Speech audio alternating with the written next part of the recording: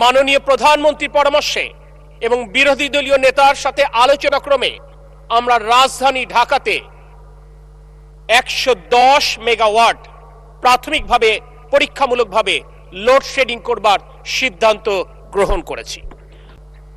গতকাল বিদ্যুতের সর্বোচ্চ যে চাহিদা ছিল সেই চাহিদার প্রায় 16,000 মেগাওয়াট, তার বিপরীতে গতকাল আমরা বিদ্যুৎ উৎপাদন করতে সক্ষম হয়েছি 14,126.35 মেগাওয়াট, অর্থাৎ আমাদেরকে 2086 মেগাওয়াট লোডশেডিং করতে বাধ্য হতে হয়েছে।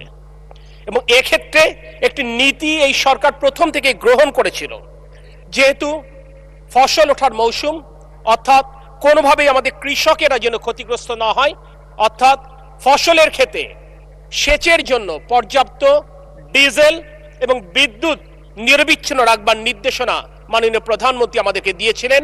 আমরা সেটি নিশ্চিত করবার জন্য আমরা চেষ্টা করে যাচ্ছি। এরপরও দেখা যাচ্ছে পর্যাপ্ত জ্বালানি সরবরাহের অভাবে হয়তো বা কিছু কিছু জায়গায় লোডশেডিং হচ্ছে।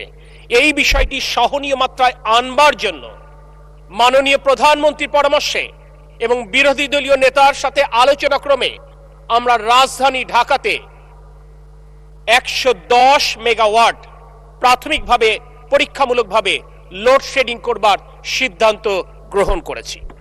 আমরা মনে করি শহরের মানুষ আরামে থাকবে এবং গ্রামের মানুষ অর্থাৎ খেটে খাওয়া কৃষক কষ্টে থাকবে, এটি কোনোভাবেই কাম্য নয়। কারণ জুলাই অভ্যুত্থানের চেতনা ছিল বৈষম্যহীন বাংলাদেশ, তাই সমাজ অর্থাৎ শহর এবং গ্রামের মধ্যে কোনো বৈষম্য থাকতে পারে না, এবং সেই বৈষম্য মুক্ত করবার জন্য আমরা শহরেও প্রয়োজনে লোডশেডিং এর সিদ্ধান্ত নিয়েছি, যাতে করে কৃষকেরা তাদের সেচের জন্য পর্যাপ্ত বিদ্যুৎ পেতে পারে।